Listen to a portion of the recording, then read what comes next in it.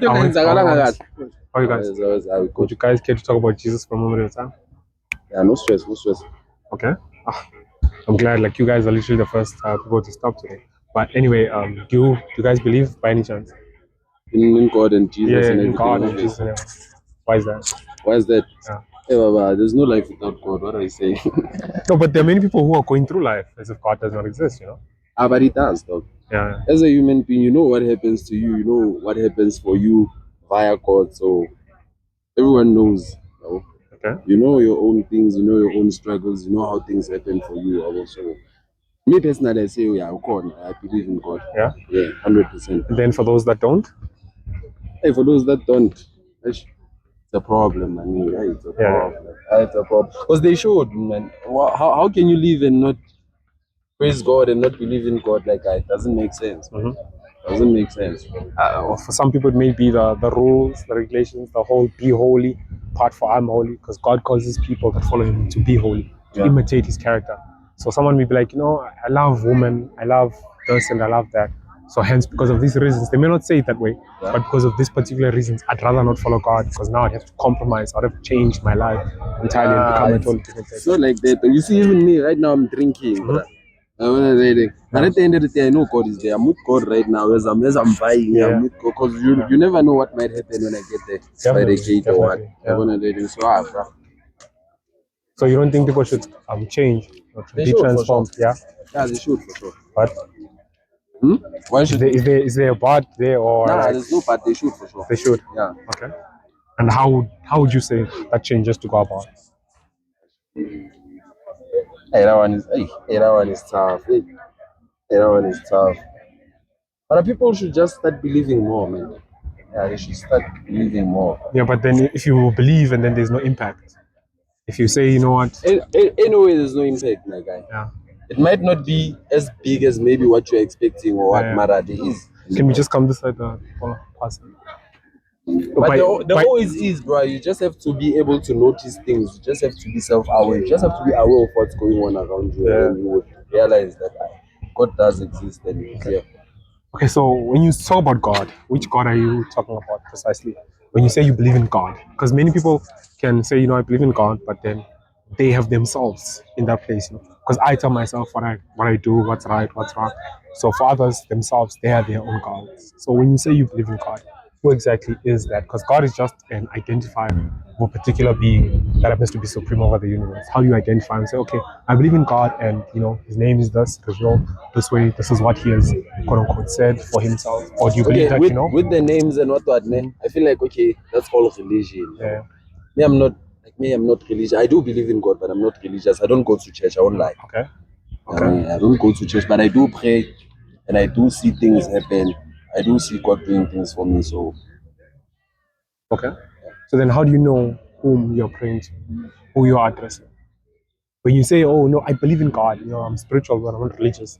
Who are you praying to exactly? Who are you speaking to? Who's that? The Creator. Yeah. Because these are all titles. That's why I said the word God is just a title. The word Creator is a title. Yeah. Even if you say the Creator, it's just a title that you've given someone that, okay, this is the Creator. Who is that? How does it take shape in your life? In my life, yeah. I mean, my life God is always there.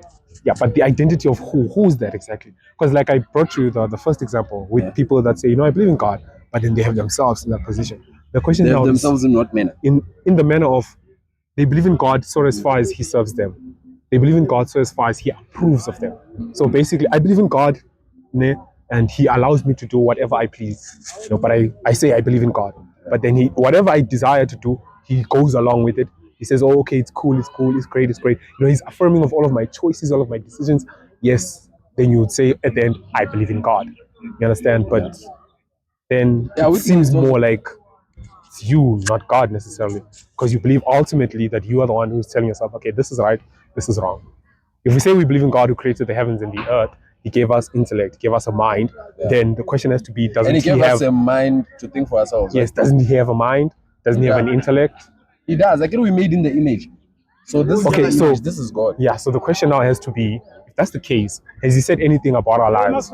Is there anything that we are supposed to, or how are we supposed to be relating to Him? What's the way of getting to Him? Because many of us just want to do our own thing. Now you see, that's why I'm saying that one comes with religion. Because now Me, I believe in God, man. But I'm not a Christian. I'm not a religious person. Me, I'm Okay, me. what's the block? Like, yeah? What's the difference? Why not religious? Why Why not not say I believe in religious? God? Because you know what, man? Yeah. Religions comes with a lot.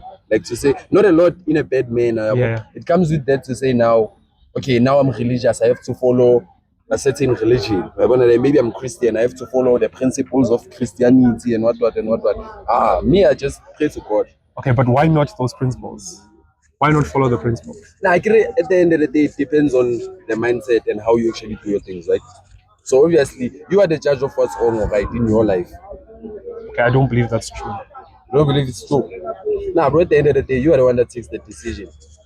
Realize something. Yeah. No matter which country, no matter which era you come from, Yeah. killing your mother has always been wrong. Stealing has always been wrong. Slavery has always been wrong. Yeah. There are fundamentals that we know in our hearts that these things are wrong. Yeah. Regardless of whatever changes or what the society may say, what the media may say, we know that, okay, doing this thing is wrong. But yet we do them. You know, we take wrong and we make it right, and we take right and we make it wrong. That's something we do subconsciously as human beings. That doesn't mean that that thing has changed. I believe in objective morality, that God has given us morality, that it tells us, okay, this thing's right, this thing's wrong. You don't need to tell a child that, oh no, you shouldn't be stealing, you know, you shouldn't be doing this. Okay, tell me, ne? Yeah. Via God, how do you know what's wrong or right in the eyes of God? Okay, so firstly, now as a skeptic, which is the position that you're in right now, more of a skeptic position, you ask yourself, okay, there is the whole dismissal vibe of like, okay, no, I don't want to be, you know, particularly religious. But you ask yourself, what are these people saying, these so-called religions? You know, how has God, quote unquote, revealed himself in each of those particular religions? But you are aware that And other religions are contradicting each other, right? Definitely. That's why they can all be true. They can't all be true because they contradict each other. That's the reason why we can't say, oh no, all of them have God, because all of them say such different things about God. Yeah. So we can't say that all of them are true. Then you gotta ask yourself, as a thinking human being, I like you gotta said, they have their own principles and what their own moral, their own like way you go to, okay, this is how we do things. Yeah. Like for now, maybe for example, if you're vying to be a Muslim there, obviously you Allah, you see all that. It comes with the religion. Because even Jesus, me, I feel like Jesus comes with the religion. I don't know, me from my side, I believe in God, but I don't believe in Jesus. Because I'm not a church person. But I know God, I know what God does for me. I can see the changes in my life and I pray all the time. So yeah, but that's what I'm saying now. The excuse me, the thing that's happening, or the thing that I'm trying to talk about, is that in that space where you say God, I believe it's more like we're saying no. I believe as long as He affirms, as long as He's helping, as long as things are going not as long through. as it's helping. Even when things are not like, you just have to keep it prayed up, man. May I just keep it prayed up? Yeah, May I just keep it prayed up? and then still that the whole identity. I want that one. Yeah. That one is tough. But don't you think that's something that's important? Because all of these religions claim that there's an eternity, that after this there's gonna be an afterlife. With all the religions, Yeah. there's God at the end. There's that. I feel like there's one greater force, and then there's other panels to say, okay, these ones are Muslims, but all of us we are praying to the same person. Okay, but a couple of minutes ago we just talked about how all of them contradict. All of them Some say, of them contradict each other. Not some of them, majority of them, they contradict each other because of what they say, because of who they say is representative. But if there's one thing common about all of them, it's God. The title, the idea of an all omnipotent, all powerful being, that's very common amongst them. It's very common amongst people throughout history. But that doesn't mean that now all of us are leading up to that same place. Because you gotta like understand that if we said, okay, you and I, let's go to the Glen, and you went that way and I went this way, we're not all gonna arrive at the Glen. Ultimately, all these religions claim so many different things about the nature of God, about what He has created human beings for. So when are you a Christian? Yeah, I'm a Christian. Why are you a Christian? Okay, so first thing, maybe not like you, but I was more of an atheist. I didn't believe, and I thought believing was just the most wildest thing out there. So the first things that led me to faith, or led me to believe in necessarily a higher being, was that I could see creation, and there are many things about the world that are just, they're a bit too good to be true. You understand? Yeah, they're too finely detailed. There's what's called the fine-tuning argument. It really got to me that, okay, you know what? The universe most definitely had a creator that created it at some point in time. Yeah. But the whole identity of God was still far off. Now, I took it upon myself to say, okay, if these old religions are claiming that, there's a creator, there's a supreme being, and, he has made us for a purpose, let me find out if that purpose is something that makes logical sense. Because when I was younger, the whole being logical and thinking about things throughout was something that appealed to me. And even now, it still very much appeals to me that if God is logical, if He has created me with a mind, then therefore He must have a mind that is superior to mine. So He should be able to meet me at this low point of logic. So what I did was I read up on the Muslim faith, a bit of the Buddhist faith, a bit of Christianity. I didn't want to. So me am I okay?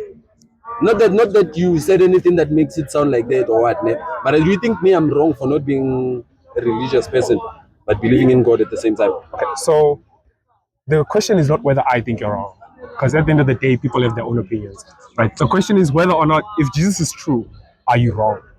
Right? If Jesus is false, then who really cares, right? If Jesus is true, then by you not having spent the time to seek out, to say, okay, I believe God, but let me seek out, let me see, let me hear, let me check if there's evidence, if there's proof, if there's any way to back up what these people are saying that is rational, that is reasonable, and that makes logical sense. If there is that, then okay, I can put my faith in this Jesus. If there's no, I can see what the Mormons say. If I say, okay, I've given it my time and I've searched if these places have God and there's nothing that has come up, then I choose to leave and just be what I am, then that is it, right?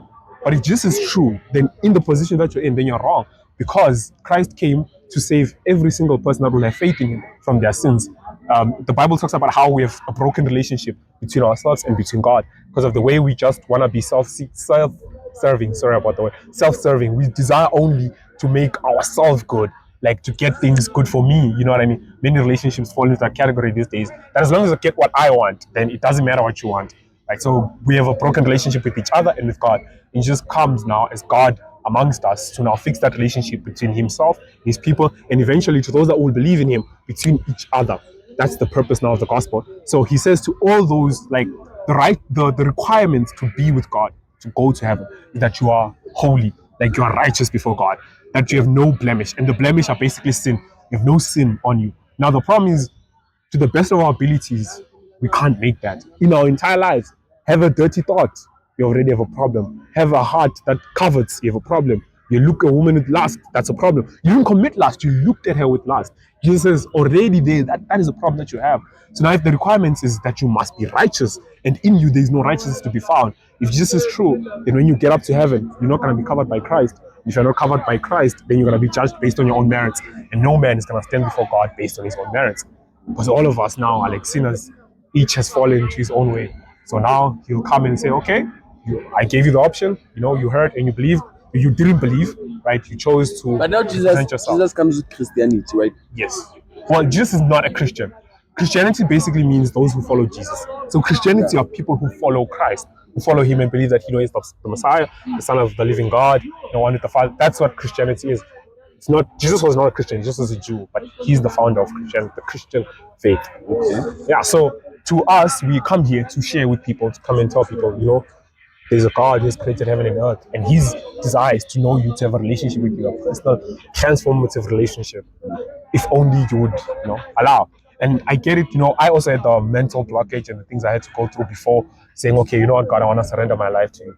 I get that, but I think most of us who spend our days as if we're gonna live on forever. We forget that these days are gonna finish. One day we're growing older and older and older, and before we know it, we're gonna be in the ground. If this is where it ends, if it's all about this and there's nothing else, then what's the point? It all seems like it's in vain. I may work, I may make millions, but I'm gonna die, and those millions are gonna be left over.